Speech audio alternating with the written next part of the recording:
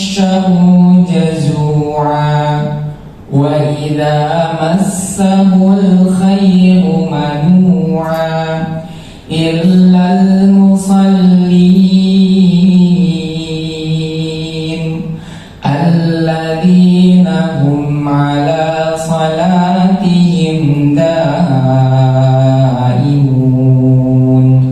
والذين في أموالهم حق معلوم للسائل والمحروم والذين يصدقون بيوم الدين والذين هم من عذاب ربهم مشفقون إن عذاب ربهم غير مأمون والذين هم لفروجهم حافظون إلا على أزواجهم أو ما ملكت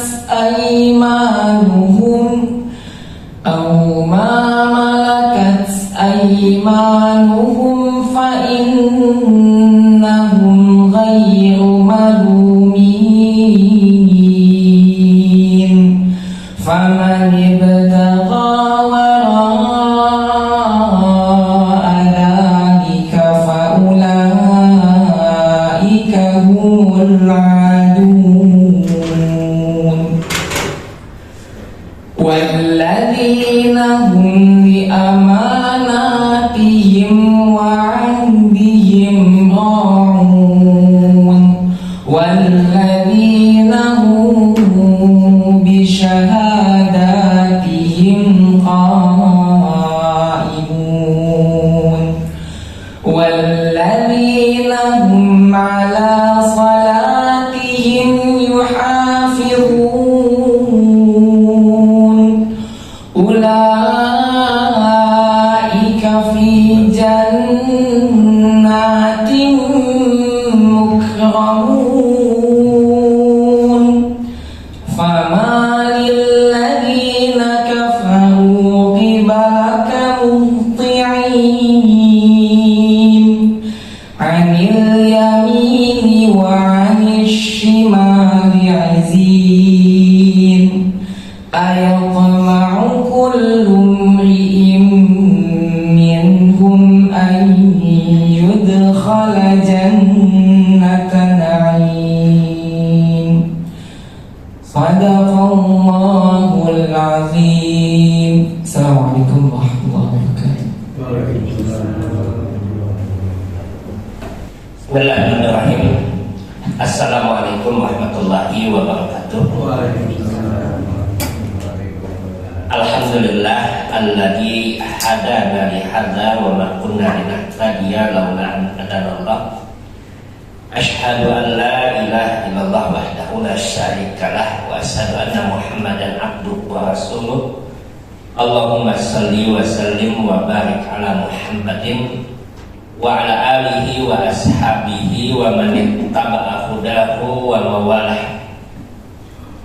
Subhanaka la ilma lana illa ma 'allamtana innaka antal alimul hakim. Allahumma anfa'na bima 'allamtana wa 'allimna ma yanfa'una wa zidna ilma. Allahumma inna nas'aluka ilman nafi'an wa rizqan thayyiban wa amalan mutaqabbalan. Jamaah yang dimuliakan Allah Subhanahu wa taala, alhamdulillah puji syukur kita panjatkan kepada Allah Subhanahu wa taala, salawat dan salam senantiasa tercurahkan kepada Nabi Muhammad sallallahu alaihi wasallam, keluarganya, para sahabatnya dan siapa saja yang mengikutinya hingga yaumul qiyamah. Pada bahasan kita yang telah lalu, kita masuk pada bahasan izalatun najasah itu ya. Betul ya Mas Eko ya? Kemarin kita masuk pada bahasan izalatun najasah, bagaimana membersihkan najis. Yang ini merupakan pembahasan dalam kitab Thaharah. Jadi nanti dalam kitab Thaharah itu, kitab bersuci, ada izalatun najasah, ada raf'ul hadas. Raf'ul hadas itu mengangkat hadas. Ada izalatun najasah dan ada raf'ul hadas. Nah, raf'ul hadas itu masuk di dalamnya pembahasan tentang mandi, wudu, dan tayamum. Tiga itu. Mandi, wudu, dan tayamum. Nah, dalam putusan tadi itu, dalam himpunan putusan tadi itu, berkaitan dengan hadas ini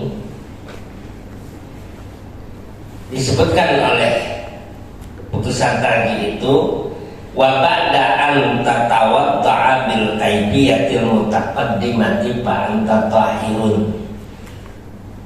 Kalau kamu selesai wudhu dengan tata cara yang tersebut di atas, saya akan bahas tentang fa anta tahirun, maka kamu dalam keadaan suci.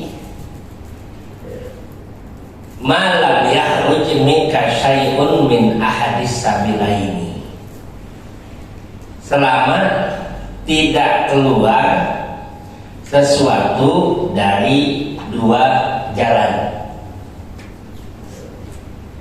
Itu jalan apa itu? Bukan jalan tol itu. Jalan keluar ya, exit tol itu. Jalan, dari dua jalan itu, jalan depan dan jalan belakang. Jadi selama belum berhadas, kamu dalam keadaan suci. Itu kata tuntunan urusan tadi itu.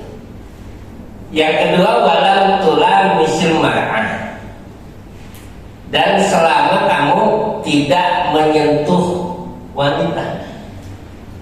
Nanti kita akan bahas itu ya. Walam tamas saparjakah, dan selama kamu belum menyentuh kemaluan parjaka. Walam tanam mutajian nauman sakilan, juga selama kamu tidak tidur yang nyenyak dalam keadaan miring. Nanti tidur duduk di mana itu?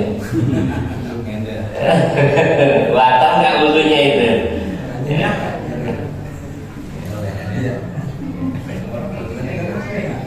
Kalau nyender bagaimana tuh? Tidur duduk. Nah, ini yang berkaitan tentang hadas itu disebutkan ini. Maka kalau kemarin kita ketahui bahwa kalau najis itu sesuatu yang terlihat, nampak. Tapi kalau hadas, kotoran yang sifatnya hukmi, dihukumkan kotor. Nah, yang membatalkan wudhu tadi itu adalah hadas, baik hadas kecil atau hadas besar. Maka batalnya keadaan suci yang kita miliki itu kan. Dan dalam putusan tadi itu nanti disebutkan kepada kita dalil-dalilnya, argumentasinya, kenapa muncul hukum seperti itu, dasarnya apa, dalilnya apa. Yang pertama disebutkan di ayat sabiqati mutaqaddimah, tentang hadas ini ada dalilnya dalam ayat yang pertama kali kita bahas ketika membuka toharoh, yaitu ayat dalam surat Al-Ma'idah. Surat Al-Ma'idah ayat yang ke-6 itu yang berkaitan tentang wudu, tayamum, toharoh gitu ya. Itu ada dalam surat Al-Ma'idah itu. Allah Subhanahu wa taala menyebutkan kepada kita dalam surat Al-Maidah, ya ayyuhalladzina amanu idza qumtum ilas shalat faghsilu wujuhakum wa aydiyakum ilal marafiq wamsahu bi ru'usikum wa arjulakum ilal ka'bayn, sampai akhir ayat. Wa in kuntum junuban fattahharu. Kalau kamu dalam keadaan janabah maka bersucilah. Wa in kuntum marda aw ala safarin aw jaa ahadun minal ghaidi, atau kalian baru keluar dari kamar kecil. Itu batal wudunya. Kalau kamar kecil masuk keluar lagi batal nggak wudunya? Enggak. Tapi yang menyebabkan batalnya itu apa? Karena keluar dari dua lubang tadi, dua jalan tadi. Nah ini yang membatalkan keadaan suci kita itu. Jalan depan, jalan belakang, buang air kecil, buang air besar, buang angin dan sebagainya. Nah itu batal dulu. Ini ayat yang menjadi dasarnya. Kemudian dalam hadisnya bagaimana? Disebutkan oleh hadis Safwan al-Mutaqaddim walima thabata fi sahihaini wa ghairihima an Abi Hurairah. Terdapat hadis dalam sahihaini. Sahihaini itu maksudnya hadis itu diriwayatkan oleh Imam Al-Bukhari dan Imam Muslim. Sahihain. Kenapa? Karena dua orang inilah yang menyusun kitab hadis yang sahih. Karena Imam Al-Bukhari itu menyebutkan dalam mukadimahnya itu hadza kitab sahihul Bukhari. Ini kitab sahih Al-Bukhari. Muslim bilang begitu, hadza kitab sahih Muslim. Maka kitabnya disebutkan Sahih Al-Bukhari, Sahih Muslim, kitab hadis. Berapa memuatnya itu? Kurang lebih 11.000 hadis. Nah ini apa yang bisa didapatkan dalam hadis Sahihain ini dari Abu Hurairah radhiyallahu anhu yang mengatakan, qala Rasulullah sallallahu alaihi wasallam, la yaqbalullahu salata ahadikum idza ahdatsa hatta yatawadda. Kata Nabi sallallahu alaihi wasallam, tidak diterima, Allah tidak akan menerima salat di antara kalian apabila berhadas sampai dia wudu. Jadi wudu itu syarat salat. Sampai dia wudu, tidak diterima salatnya orang yang berhadas sampai dia berwudu. Hadis itu kemudian dilanjutkan waqad fassara Abu Hurairah. Abu Hurairah, siapa Abu Hurairah itu? Sahabat Nabi. Abu Hurairah itu radhiyallahu anhu menguraikan, menjelaskan, mentafsirkan perkataan Nabi tadi ketika ada seseorang yang bertanya kepada Abu Hurairah, mal hadas ya Abu Hurairah, apa yang dimaksudkan apabila berhadas dalam hadis tadi? Sesungguhnya Allah tidak akan menerima salat salah seorang di antara kalian ketika berhadas sampai dia berwudu. Apa yang dimaksudkan dengan hadas? Ada yang tanya kepada Abu Hurairah itu. Qala, maka Abu Hurairah mengatakan pusaun audharatun, yaitu keluarnya angin yang berbunyi atau tidak berbunyi. Bunyinya pelan ataupun itu kenceng gitu ya. Maka kalau dalam bahasa Arab itu fusa itu buang anginnya itu halus, enggak terdengar. Tapi kalau dua buang anginnya itu besar terdengar, sudah batal. Dan dalam hadis yang lain nanti disebutkan, idza kana ahadukum fil masjidi, kalau salah seorang di antara kalian berada di dalam masjid seperti kita pada saat ini, fawajada rihan bainal yataini fala yakhruj hatta yasma'a sautan aw yajida rihan.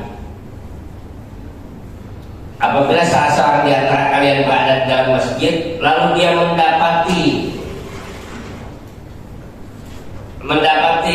rihan bainal yataini, mendapati adanya angin dari belakangnya, itu dari duburnya adanya angin, fala yahruj, maka jangan dia keluar dari masjid itu hatta yasma'u sautan, jangan dia keluar dari masjid buat berwudu lagi, jangan sampai dia mendengar adanya suara atau mencium aroma.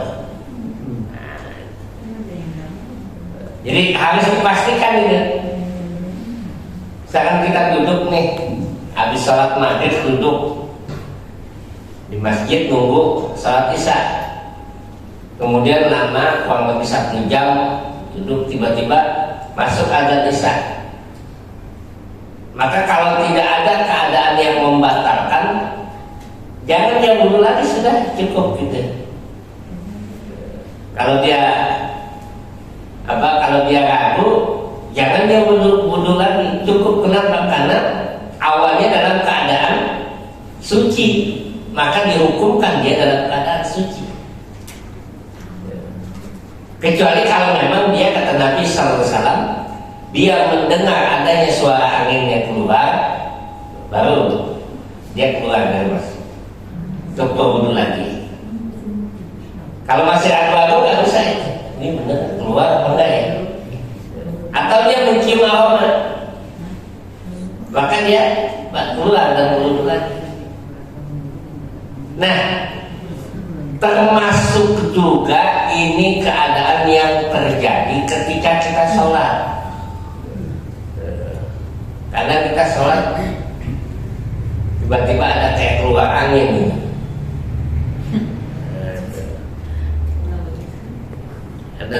Maka kata Nabi jangan keluar dulu sampai dia bisa pastikan tadi keluar angin atau tidak, atau dia mencium baunya. Kalau dia sudah mencium bau, dia keluar dari sholat tadi. Kalau belum, jangan. Misalkan masih ngumpet aja di perut gitu, ya kan? Ada tuh yang sering begitu tuh, sampai kalau dia belum keluar, ya sudah, tetap aja pun dia dalam keadaan sholat. Dan nanti hadis ini nanti diambil oleh para ulama itu kaidah usul namanya, rumus.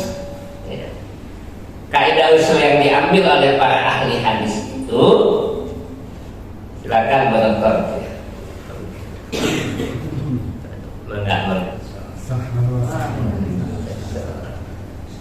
Maka nanti para ahli usul fikih itu mengambil kaidah dari hadis tadi itu.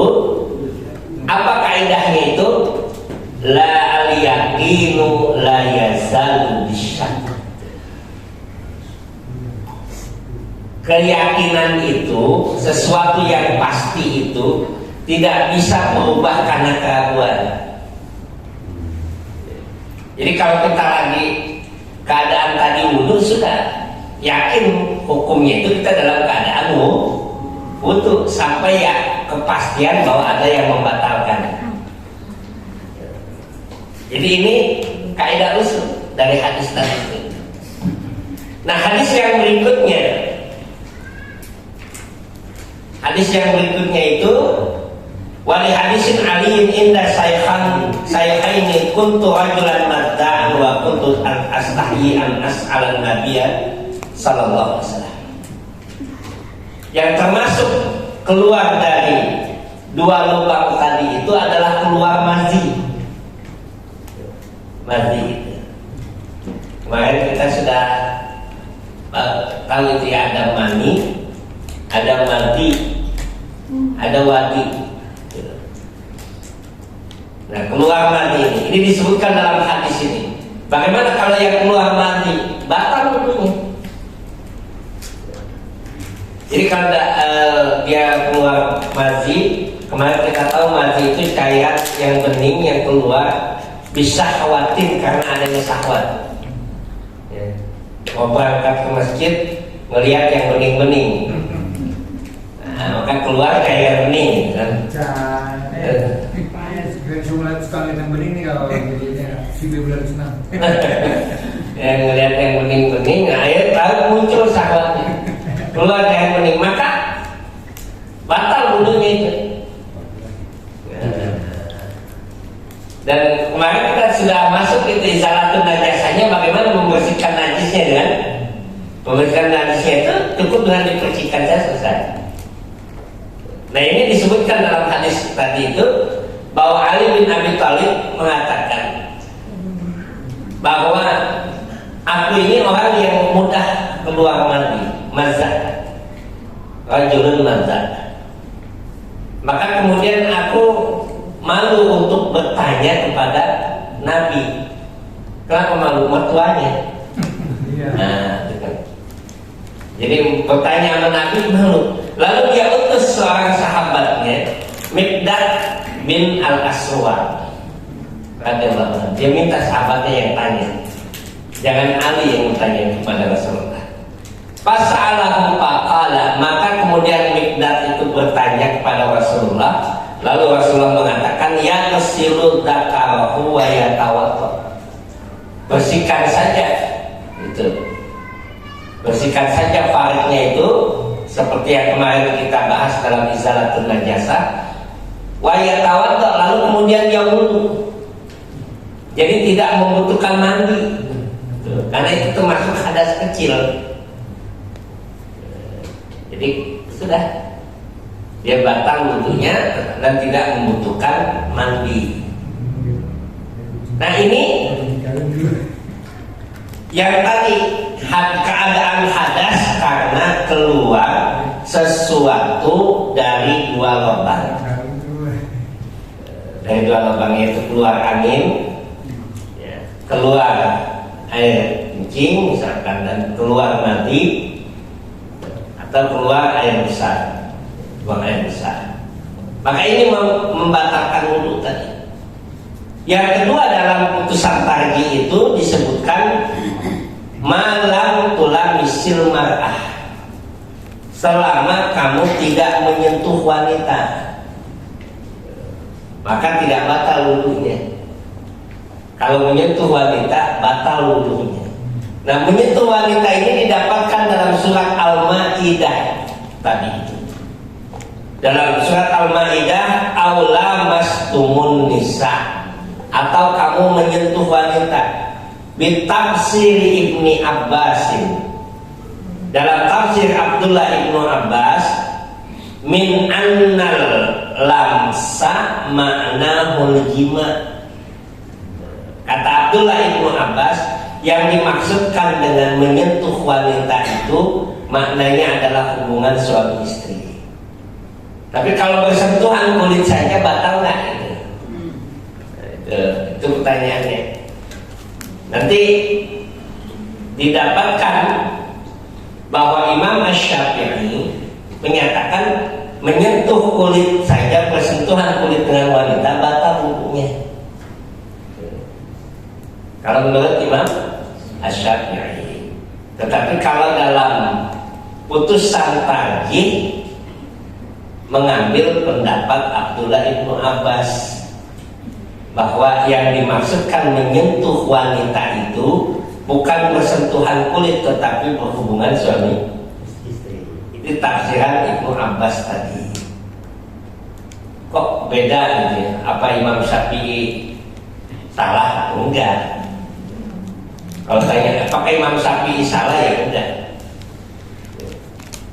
Kenapa? Karena bisa jadi, kata para ulama, bisa jadi pada saat Imam Syafi'i berfatwa bahwa membatalkan wudu ketika bersentuhan kulit dengan seorang wanita batal wudunya, bisa jadi Imam Syafi'i pada saat itu belum mendapatkan hadis Nabi yang menyebutkan dari Aisyah radhiyallahu taala anha.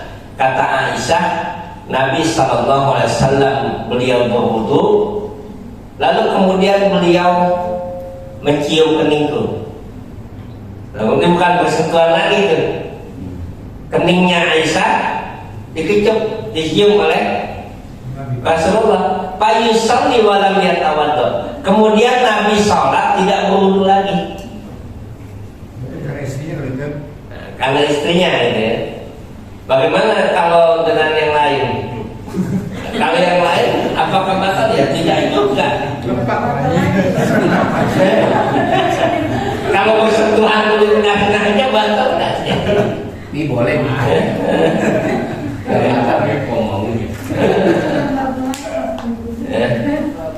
Boleh dia batal apa-apa. Tidak batal. Nanti kalau Imam Abu Hanifah lagi pendapatnya ketika melihat hal ini, apakah dia batal wudunya? Batal, kata Imam Abu Hanifah, bisa sahwatin kalau ada sahwat. Karena Imam Hanifah. Tapi kalau majelis tadi tidak. Dia mengambil pendapat Abdullah bin Abbas, makna menyentuh di situ tidak membatalkan wudu, tetapi maknanya adalah jima, hubungan suami istri. Lalu batal. Kalau bersentuhan baik dengan syahwat atau tidak dengan syahwat, tidak membatalkan sampai terjadinya jima. Ini yang diambil oleh pendapat Abdullah ibnu Abbas.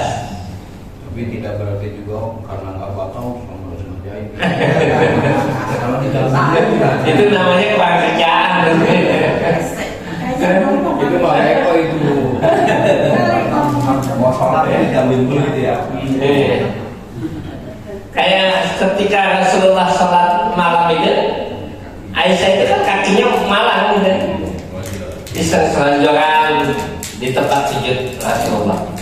Rasulullah ketika akan sujud diangkat kaki Aisyah digeser, beliau sujud. Selesai beliau sujud pertama duduk, Aisyah selonjoran lagi kakinya. Tendang aja. Masalah amal Untuk Rasulullah masuk engkau.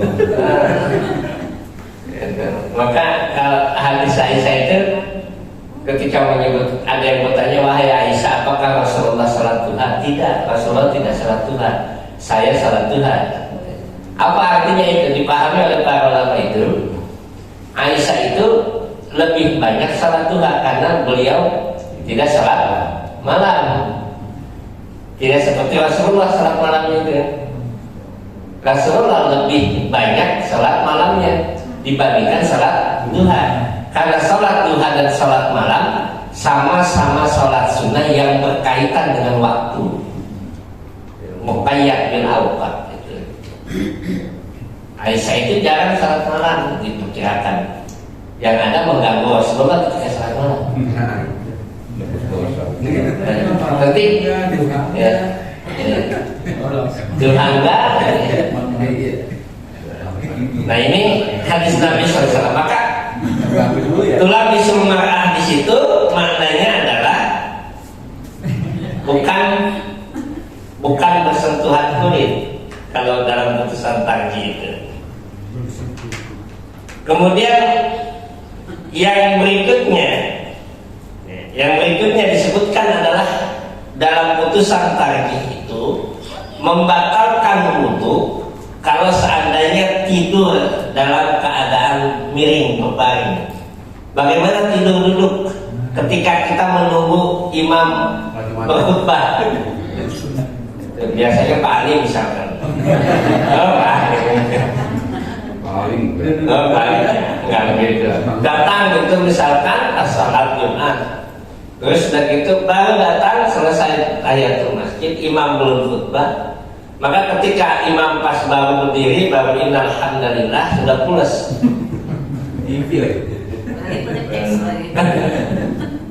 Dan bangun ketika qomat, lalu mengatakan tadi nggak ada khutbah ya sholatnya. Heran ini sholat di sini nggak pakai khutbah Jumat sebenarnya. Jadi bangun. Nah, batalkah wudhunya itu? Nah, ini yang ditanyakan dari maka dalam hadis Nabi Shallallahu Alaihi Wasallam itu kita dapati dalilnya itu. Dalilnya ini menyebutkan seperti ini. Wali hadisin Nasai an Aisyah qalat in kana Rasulullah Shallallahu Alaihi Wasallam la yusalli wa inni la mu'taridatun baina yadayhi ihtiradul janazah. Ini ketika beliau sholat witir tadi, hadis yang pertama itu yaitu terkait dengan Rasulullah suka beliau mengangkat tangannya itu. Nah, yang ada pun yang tidur itu hadisnya itu wali hadisin Aisyah qalat faqattu Rasulullah sallallahu alaihi wasallam lailatan minal firas fatamasuku fawada'tu yadayya ala batihi qadamaini. Juga ini masih hadis tentang yang berkaitan tentang bersentuhan dengan wanita, bahwa Rasulullah pernah sholat, dalam keadaan sholat Aisyah merasa kehilangan kemana Rasulullah, lalu tangannya meraba-raba itu, dan kemudian didapati Rasulullah sedang dalam keadaan sujud. Maka Rasulullah tidak membatalkan wudhunya, tidak membatalkan sholatnya. Ini dalil penguatnya. Adapun yang berkaitan dengan tidur itu disebutkan dalam hadis Nabi SAW.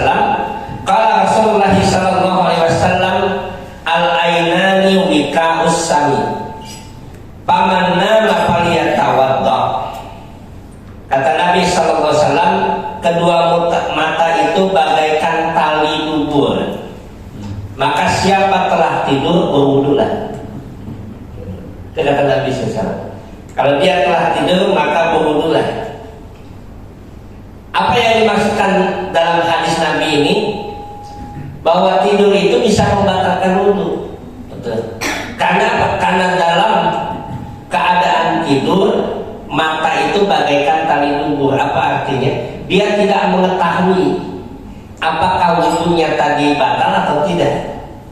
Kalau dia dalam keadaan tidur, itu dalilnya. Nah, tidur yang seperti apa? Yang disebutkan dengan tali dubur, apakah semua tidur? Nah, maka nanti disebutkan dalam hadis yang kedua. Wa hadis Ibnu Abbas radhiyallahu anhu annahu wa Rasulullah sallallahu alaihi wasallam nama wa huwa sajidun hatta qatta wa tafaha. Summa qama yusalli faqultu ya Rasulullah innaka qad nimta qala innal wudu'a la yajibu illa 'ala man nama muttaji'an. Kalau lihat hadis yang pertama tadi, maka semua tidur itu membatalkan wudhu. Nah, didapatkan hadis yang lain ya dari Abdullah bin Abbas bahwasanya dia melihat Rasulullah Sallallahu Alaihi Wasallam tidur.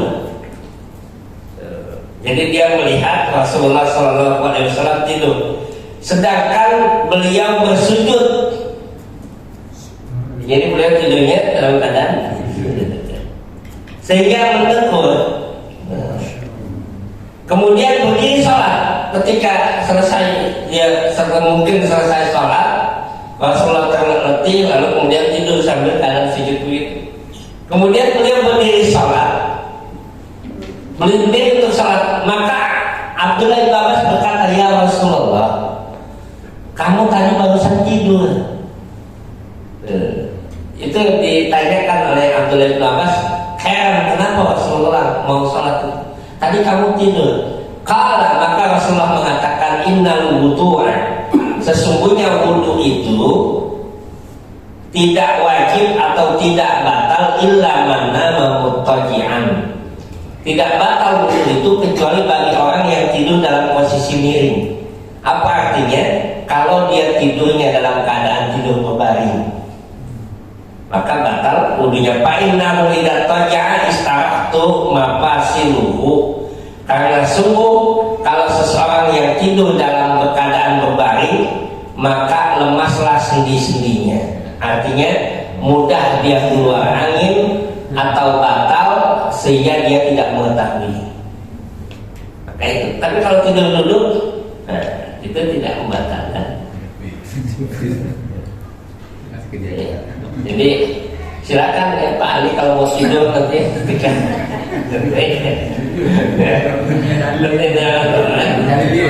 Tapi pengalaman saya kalau justru kalau sujud itu justru mudah keluar gitu. kalau tidur dalam keadaan sujud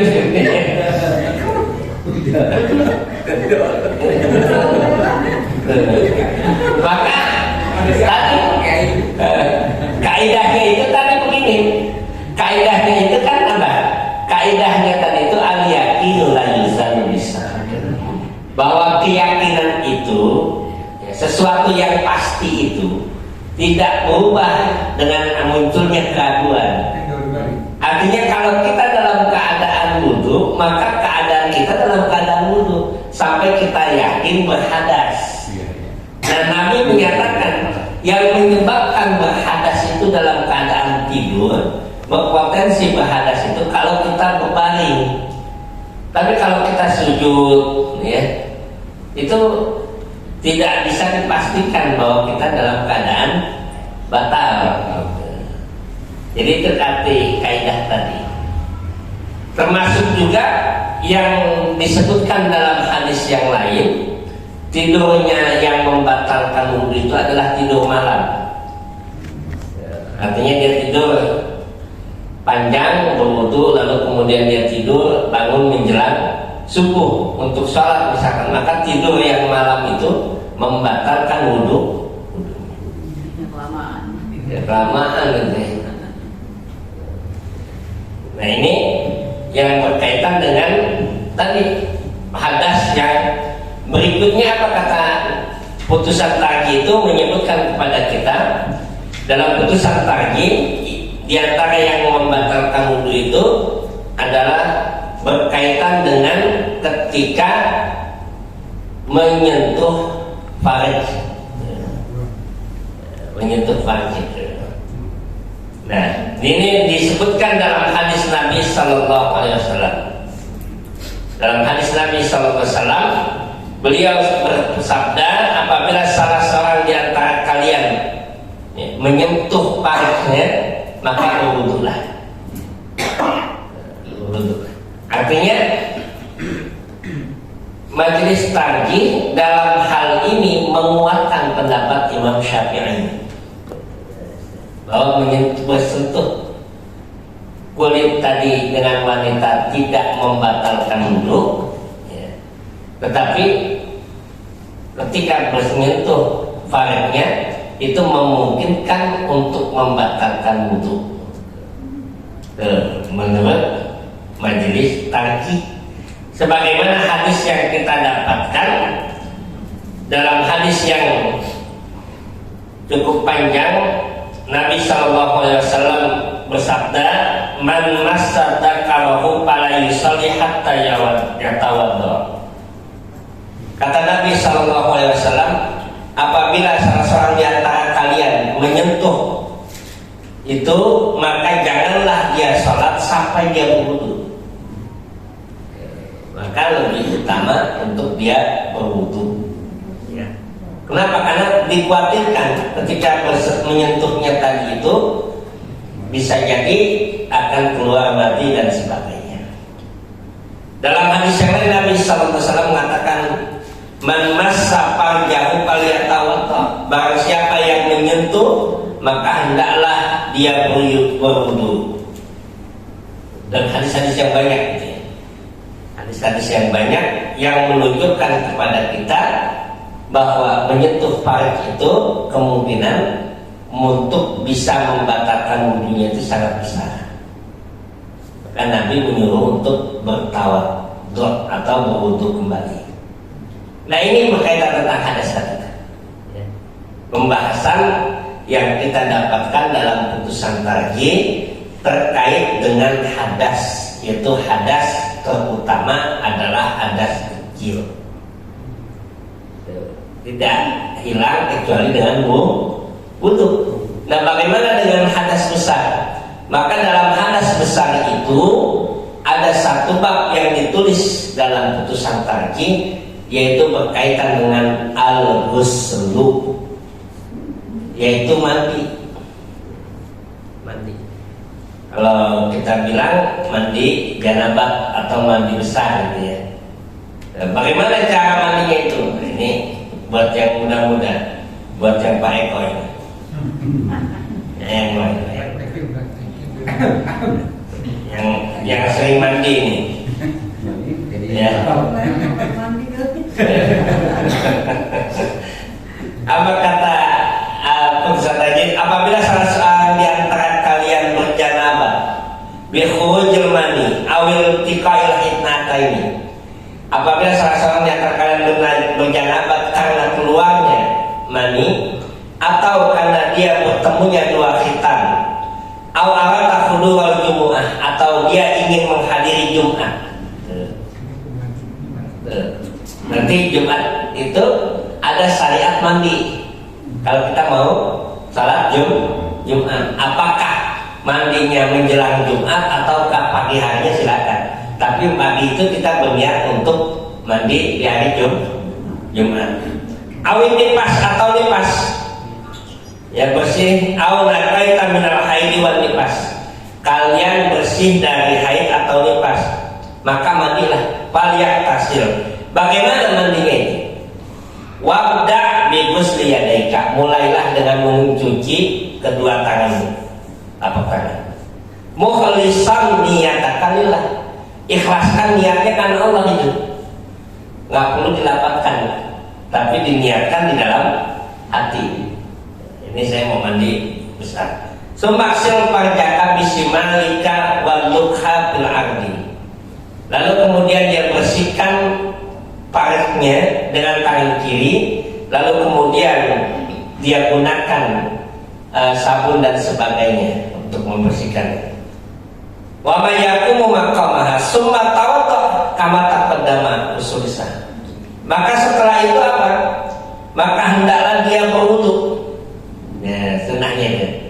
Dia berwudu terlebih dahulu. Summa khudil ma'a wa adkhil asabi'aka fi usulisa. Bisyai'in minati. Lalu kemudian setelah dia berwudu, maka dia mengambil air, dia basahkan pada rambut kepalanya.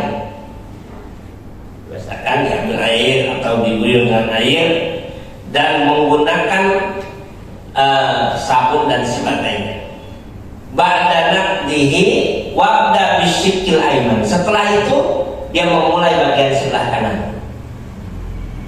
Maka dia siram bagian tubuhnya sebelah kanan. Summa qikil ma'a ala ra'sihi salasan. Lalu setelah itu kiri kanan dan kiri sudah, maka dia guyurkan seluruh air dari ujung kepala sampai ujung kaki. Nah, ini tata cara mandi janabah yang disebut oleh para ulama. Mandi yang seperti ini al-ghuslul kamil, mandi yang sempurna.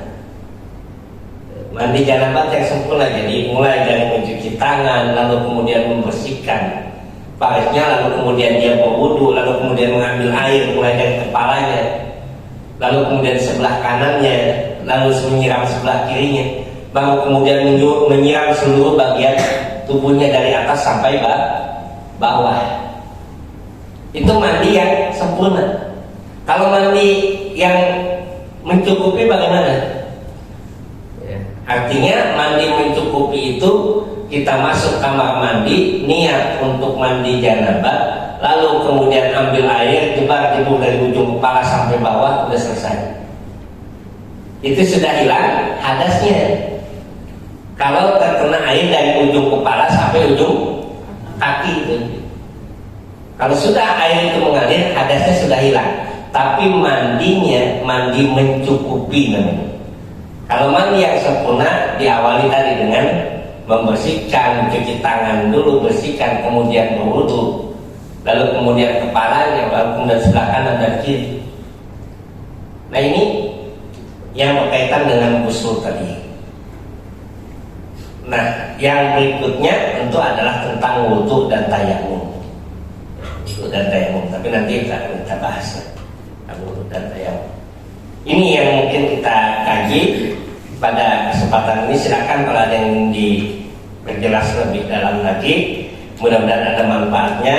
Nasrul minallah wa fathun qarib wa basyiril mu'minin. Wassalamualaikum warahmatullahi wabarakatuh. Waalaikumsalam.